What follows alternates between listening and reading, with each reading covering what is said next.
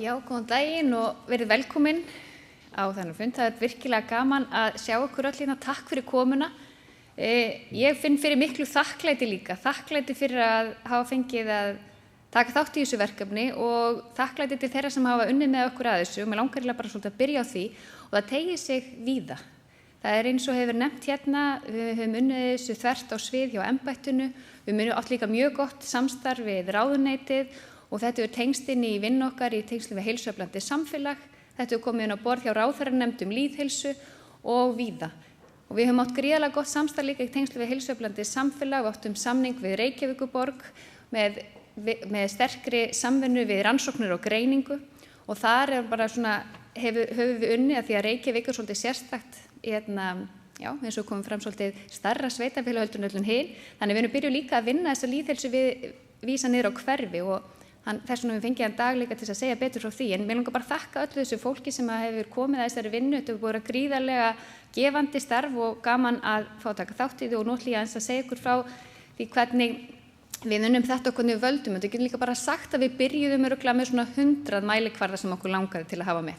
En svo þurftum við að velja hvað er það sem að skiptir mestu máli og það er mikilvægt að hugsa til þess að þetta áhrifaþættir heilsu, þeir eru mjög fjölbreytilegir. Og við erum búin að ræða hérna á lifnaðarhættir, það eru þættir sem þessi lífsstílsþættir og eitthvað liggur hjá einstaklingunum varðandi ákvarðanatökun. Við vitum líka að það er mjög margt í umhverfinu sem hefur áhrif á það hvaða ákvarðanatökum varðandi okkar lífsstíl og okkar lifnaðarhætti. Og það eru þættir þarna líka eins og þessi mynd sýnir svo vel. Það eru félagslegir þættir og svo ýmsir menningar og umhverfis aðstæður sem hafa líka áhrif. Þannig að við erum í heilsueflandi starfinu í okkur hjá embættinu, erum við að reyna að vinna heilsueflandi starf á öllu æviskeiðinu með alla aldursflokka og við erum að vinna þetta í gegnum þessa skóla, heilsueflandi leikskóla, grunnskóla og framhaldsskóla. Við unnum með heilsueflandi vinnustöði og eldri borgara erum við svona byrjuð að huga að í samvinnu við sveitarfélagin verkefni sem við köllum heilsueflandi samfélag og þá sjáum við þessa lýðheilsuvísa sem gríðarlega mikilvægt bara verkfæri í þeirri vinnu. Og einmitt bara með heilsueflinguna að heilsueflingarstarf, það er eins og að við ætlum að efla heilsu, þá þurfum við að fara út fyrir heilbrigðiskerfið því að ef við ætlum að efla heilsu þá gerum við það þar sem að fólk vinnur, leikur og nemur. Þannig að heilsuefling er það ferli sem gerir fólki kleift að hafa aukin áhrif á heilsu sína og bæta hana. Markmið er að gera hollavalið eins auðvelt og mögulegt er, þar sem fólk býr, starfar og leikur sér óháð þessum þáttum aldrei kyni eða félagslegri stöðu. Og við sjáum það þegar við förum að rýna í þessa lýðheilsuvísa og eftir heilbrigðisumdæmum og eftir þegar við greinum að líka niður á hverfinu, það er margt í umhverfinu sem hefur áhrif á og það sjáum við aðeins dæmum á eftir. En einblöðungarnir, við höfum búið til svona einblöðung fyrir hvert umdæmi og ég með eitt svona og þau eru hér fyrir öll heilbrigðisumdæminu ofan á flyglunum hérna. Þannig ef þau eru ekki þegar búin að taka ykkur þá hvet ég ykkur til þess að skoða þetta. Forsíðan er í rauninni svo að segja eins hjá öllum nema við höfum tekið saman okkar punkta hérna í horninu. Og við ákveðum meðvitað að taka út 3 þætti þar sem að þetta umdæmi stæði sig betur heldur en landsmeðaltal og svo 3 punkta þar sem að væru kannski áskoranir, þar sem að væri kannski staðan verri heldur en annars staðar á landinu. Og svo er það eins og þetta er ekki auðvelt að sjá þetta hérna á glærunni, en við erum með þessa vísa, þetta skiptist í upplýsingar íbúa, upplýsingar lífsaðstæður og svo lifnaðarhættina sem ég ætla að fara að kynna betur fyrir ykkur og svo heilsu og sjúkdóma sem hún Sigríður ætlar að fara yfir. En það er líka kannski bara ágætt að það eru bara rétt að segja frá að það eru nákvæmara upplýsingar mælikvarðana eru allar þarna fyrir neðan og þessi gráu svæði þarna, þar sem að punktarnir liggja á, það er rauninni spönnin fyrir landi í heild og svo rauða línan er landsmeðaltalið og svo sjáum við þá hvert umdæmi er á þessum þætti þarna fyrir aftan. Þannig að þetta á að vera svona frekar aðgengilegt og augljóst að skilja. Og við höfum fengið, við njótum þess líka að vera í góðu samstarfi við löndin í kringum okkur og þetta er í rauninni unnið svolítið eftir fyrirmynd frá Norðmönnum. Þetta eru lifnaðarhættirnir, þessir þættir, þeir eru frá 9 til 26. Við erum að mæla hamingju fullorðina, vellíðan fullorðina, vellíðan í 8. til 10. bekk, einelti, 7. bekk einmannaleika, stuttan svefn, streitu fullorðina, virkan ferðamáta, hreyfingu samkvæmt ráðleggingum, grænmetis- og ávaxtaneyslu, gosdrykkjaneyslu, tannburstun, ölfunadrykkju bæði fullorðina og framhaldsskólanema, reykingar fullorðina, tóbak í vör, kannabisneyslu og svo ofbeldi. Ég held að sýningurrauninni myndir svolítið alla þessa þætti nema ofbeldið kannski, það svona á mörkunum þess að vera marktækt, við sem betur fyrir þá erum við ekki með mikið af því, en það svona það sem að við höfum greint niður og ég ætla að taka í það nokkrar myndir saman á glæru. Þarna sjáum við hamingju og vellíðan og við erum annars vegar með spurningu þar sem fólk bara spurt hversu hamingjusamur ertu þegar á heildina litið. Þetta svona bara svona einn allsherjar mat á því og þarna fáum við ekkert gríðarlega mikinn breytileika milli heilbrigðisumdæma en hæsta hlutfallið af fólki sem skorar á bilinu 8 til 10 á þessum kvarða sem frá 1 til 10 á Suðurnesjum og það er ánægjulegt að sjá það, 68,6% því að ef við skoðum aðra þætti þá stundum og til dæmis eins og við nefnum aðeins að þeir eru ekki eins háir þegar við erum að skoða andlega líðan sem sýnir líka bara kannski margbreytilega og hversu mikilvægt það að hafa bara fleiri en einn mælikvarða þegar við erum að skoða svona prófílmyndina af umdæminu. En hamingjuhlutfallið er lægst svo á Vestfjörðum en þarna ekki mikill breytileiki, 68,6 og 63,6%. Við erum með vellíðan fullorðin og þarna erum við með vellíðunarkvarða. Þetta kvarði sem að spyrja bæði líðan og svona hvernig þér tekst á við daglegar aðstæður og þar erum við hins vegar með meiri breytileika og það áhugavert án þess að ég fari kannski mjög djúpt að sjá að það ekki sama mynstrið eða sami prófílinn þegar við skoðum vellíðan fullorðina og þetta nákvæmlega sami mælikvarði fyrir vellíðan fullorðina og vellíðan í 8. til 10. bekk. Og þetta er líka svo sem ekki sami tímapunktur, við erum svo heppin við gögnum sem við fengið frá rannsóknum og greiningu og þakka sérstaklega fyrir það. Við erum fengið úrvinnslu á allra nýjustu gögnunum þarna sem voru bara frá 2016, þannig að þá erum við bara með glæni gögn þarna. En þarna einhver breytileiki sem ég ætla svo sem ekki að fara djúpt í eða greina það en heldur bara halda aðeins áfram.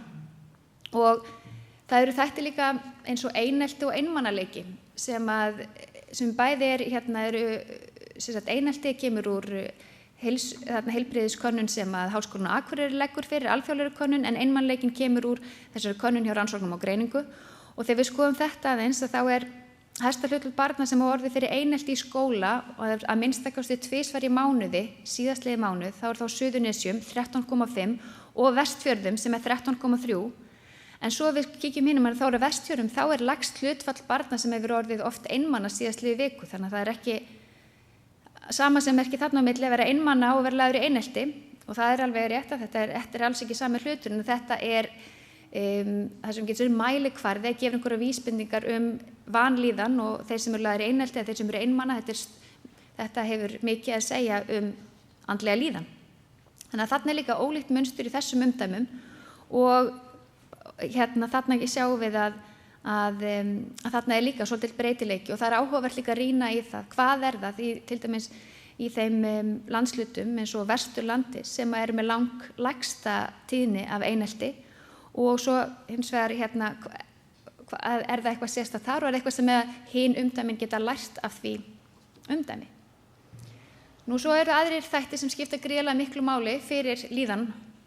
Það að sofa of lítið, svefnin, við höfum rætt þetta svolítið mikið og landlæknir eru nefnt það að við þurfum að skoða þetta virkilega vel. Við höfum sagt að Íslendingar sofa of lítið og gögnin okkar segja það. Við erum hátt hlutfall okkar að sofa of lítið og við erum bæði skoða þetta bæði upplýsingar við fullorðna og börn og það ansi hátt hlutfall þeirra stuttur svefn, þetta úr könnun rannsóknum og greiningu og þá erum við að taka þá sem að sofa 7 klukkustundir eða minna á nóttu. Og þetta ansi hátt hlutfall, þetta verður að vera hátt upp í, þetta þriðjungur eða upp í 40% af börnum og unglingastigi sem sofa of lítið. Og þetta eitthvað sem við þurfum virkilega að skoða og við ræddum þetta með sérstaklega, við vorum samstarf Reykjavíkur, hvað getum við gert þarna? Hvað getum við gert til þess að huga að því að stuðla að betri svefn og þar eru bara strax komin á stað og þá eru þessi þessar mælingar farin að skila einhverju þegar við erum komin á stað að hugsa hvernig við getum bætt þetta. Ef við skoðum streituna, að þá, og hæsta hlutfall þeirra unglinga sem fær á stuttan svefn á Suðurnesjum, 44,7 og Vestfjörðum, 43,9 og streita fullorðna, núna hæst hlutfall þeirra sem hafa upplifað mikla streitu á Suðurnesjunum, 14,4 og Norðurlandi, 13,6. Svo hins vegar lægsta hlutfalli á Vestfjörðum og höfuðborgarsvæðinu. Og þetta var eitthvað sem við fengum, var einhver sem spurði okkur daginn, við getum alveg gefa okkur það að streitan, hún hlýtur að vera langmest á höfuðborgarsvæðinu. En þessu gögnin að segja okkur að svo sé ekki. Þannig að stundum styðja gögnin eitthvað sem við einhverja svona almenna trú og svo stundum sýna okkur að staðan öðruvísi kannski heldur en við höldum. Varðandi hreyfingu, það getur verið erfitt að spyrja hreyfingu í svona könnunum og við höfum valið að spyrja virkan ferðamáta, það líka eitthvað svona varðandi lífstíl, hversu margir sem að nota virkan ferðamáta, það að ganga eða hjóla í vinnu eða skóla og þetta eru gögn úr heilsu og líðan, þannig að þetta eru 18 ára og eldri og þetta mjög mismunandi eftir heilbrigðisumdæmunum og það kannski kemur ekki á óvart og maður getur ímyndað sér og við sjáum það líka þegar við greindum þetta aðeins niður á hverfinu í borginni að þeir sem að búa á svæði þar sem meiri atvinnustarfsemi þar eru hærra hlutfall þeirra sem að hjóla og ef að vegalengdirnar eru styttri, það bara sýnir sjálfsagt að þá hærra hlutfall sem að notar virkan ferðamáta og á Vestfjörðum þetta hæst 33,7% meðan það lægsta hlutfalli hins vegar á Suðurnesjum. Það kannski kom aðeins og óvart, við erum kannski að segja að það og við höfum séð gríðarlega breytingu á höfuðborgarsvæðinu í mælingum okkar frá 2007 til 2012 og það einmitt kannski gott dæmi þar hvernig, kannski ekki segja of mikið af því sem ég hluti að dagum að segja en það eru gríðarlega miklar áherslur og við finnum fyrir því sem erum að hjóla, það eru breyting orðið á og við höfum sjá tvöföldun í hlutfalli höfuðborgarbúa sem að hjóla eða ganga til skóla eða vinnu. Og ef við skoðum svo og það eru mjög spennandi líka að sjá, þetta orðið, við hlökkum til að fá gögnun okkar, við ætlum að leggja heilsu og líðan aftur 2017 og það verður gaman líka að sjá hvernig þróunin verður áfram. En svo þau koma hreyfingu samkvæmt ráðleggingum og þegar nú eru þarna þeir sem þá virðist vera, og þetta svona gott dæmi, það mikilvægt að við þurfum að skoða fleiri en eina mælingu. Þarna eru Suðurnesin hæst þegar kemur að því á hlutfalli þeirra 10. bekkingar sem eru að hreyfa sig samkvæmt ráðleggingum sem eru 60 mínútur á dag. Alla daga vikunar. Þannig að það mjög hátt hlutfall, þannig að þó þessu ekki að hjóla að ganga í skólan, þá það að hreyfa sig mikið allavega 10. bekkingar þarna. Nú, þegar við komum að næringu og tannvernd, þá höfum við valið mælikvarða grænmetis- og ávextsneyslu og gosdrykkjaneyslu og svo tannburstunina. Og grænmetis- og ávextaneyslan, þetta úr heilsu og líðan Íslendinga og þetta hlutfall þeirra sem að borða grænmeti, 2 á dag eða oftar og ávexti 2 á dag oftar. Og þetta hlutfall eins og þið sjá, þetta hæst fyrir höfuðborgarsvæðið og svo það lægst fyrir Vestfirði og Vesturland. Og þarna allavega kom upp einmitt spurningar hvort aðgengi að fersku ávexti og grænmeti og aðgengi bæði náttúrulega hversu nálægt það fyrir það að fara að ná í hlutinu og aðgengi líka verð og annað. Við vitum að rannsóknir sýna að slíkt hefur áhrif. Nú gosdrykkjaneysla framhaldsskólanema, þar sjáum við að Suðurnesin eru með hæsta hlutfalli þar, 29,5% og við vitum að það mikil fylgni og sterk fylgni rannsóknir hafa sýnt okkur það milli gosdrykkjaneyslu og holdafars og ýmsa annara kannski lifnaðarhátta að gosdrykkir þeir endurspeglu oft kannski óheilbrigða lifnaðarhátta. Maður fær sér til dæmis yfirleitt ekki epli ef maður fær sér með kók eða eitthvað svona, það svona yfirleitt eitthvað óhollara sem fylgir með. Og þannig að við höfum haft áhyggjur af því að gosdrykkjaneyslan að aðgengi gosdrykki hérna á Íslandi að það sé mikið og aðgengi þá tengt verði að við séum undan þeim gosdrykki venjulegu virðisaukaskattsverði, við erum ekki einu sinni með einhvern aukaálögur heldur undan þá og það eitthvað svona sem mikilvægt að skoða, við ætlum að reyna að draga úr þessari gosdrykkjaneyslu. Því að þetta ansi hátt í rauninni alls staðar þó að þetta sé líka mismunandi eftir svæðum. Tannbustun ekki mikil svo sem munur þar á en En tannheyrða samkvæmt þessu mælingum best á höfuðborgarsvæðinu og Suðurnesjunum en vest á Suðurlandi og við getum aðeins velt fyrir okkur og þetta hversu hlutfall þeirra sem að busta tennurnar að minnstakosti 2 á dag.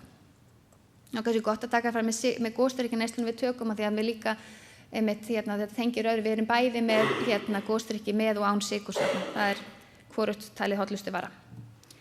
Nú þegar kemur á ölvunadrykkju og kannabisneyslu, þá erum við þarna og kannski mikilvægt að taka það fram að því að það eru sláandi munur á milli ölvunadrykkju fullorðinna og framhaldsskólanema, en þetta mjög ólíkar mælingar. Ölvunadrykkja meðal fullorðinna, þá spurt hversu oft hefur drukkið 5 drykki eða fleiri á dag, oftar en einu sinni eða oftar í viku. Þannig að þetta svona mæling frá Alþjóðaheilbrigðismálastofnunum, þetta ölvunardrykkja og ef það oftar en einu sinni í viku. En svo hins vegar allt annað.